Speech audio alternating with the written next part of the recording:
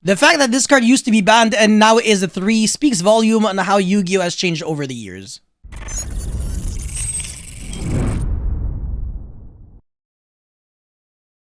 Raigeki is a normal spell that simply destroys every monster your opponent controls. Naturally, this card used to be broken back in the days where monsters didn't really have built-in protection and also didn't really float too much, whereas now it either doesn't resolve because it gets negated, or when it does, it doesn't always have a huge impact. I think you can easily understand how garbage this card really is against control decks, because those decks don't really use their monsters for interruptions, but rather just for resources, and their back row is their interruptions. So against Sky Striker, it doesn't really do anything because the Ray comes back from the grave when one of their Link monsters gets destroyed. Against Salamangreat, it also does absolutely nothing at all because the BALELYNX has a graveyard effect where it can protect all of your Salamangreat cards in one shot from being destroyed by battle or by card effect. And against ELDLICH and those other decks, it's also not the best. Against ELDLICH, the Golden Lord already has built-in protection when it's summoned from the graveyard. It's so easy to summon with Scarlet, White Fate, Black Awakening, etc. Against the most aggressive combo decks, it usually trades 1 for 1. For example, against Brave Phantom Knight, you can use Raigeki to make your opponent lose the Wander Griffin Rider, but sometimes all it really does is just bait and negate, which isn't really ideal.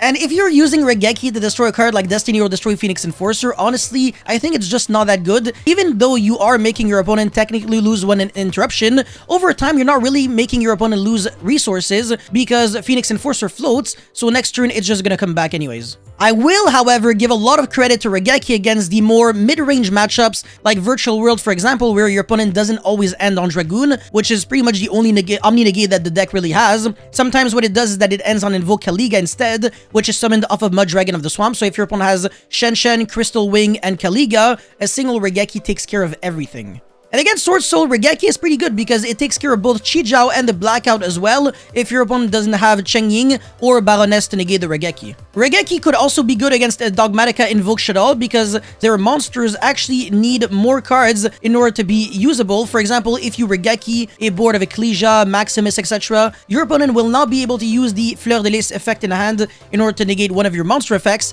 because that effect only works when there is a Dogmatica monster on the field. It could also make them lose their Merkaba, which is only a spell negate if they have a spell card in hand to negate your Raigeki with, but either way, you made your opponent lose one spell card, and your opponent had to waste the Merkaba negate, so you're always a winner. The issue though is that they play Shaddoll Winda, which doesn't lose to Raigeki whatsoever, so if you have to play Raigeki against them, it will be dead more often than not. Now, shockingly enough, Raigeki is also very good against Flunderees because they end on 2 monsters that aren't Omni-Negates, but they're very annoying floodgates such as the Windbear statue and Impen. So in other words, for Raigeki to be good, it has to satisfy 3 criterias. The first one is that it has to destroy monsters of value, which could be monster negates or floodgates like the Windbear statue, like I said, and even Impen, Vanity's Fiend, Majesty's Fiend, etc. The second criteria is that it has to be good in an environment where spell and trap negates are not too common, because otherwise it'll just always end up trading 1 for 1. And third of all, it cannot really be used in a metagame where every single monster floats or has built-in protection. For example, Destiny will destroy Phoenix Enforcer, Thunder Dragon Colossus, El Shaddoll Winda, etc. So that's pretty much all I had to say for the Raigeki card review. Let me know what you guys actually think of this card in the comment section below.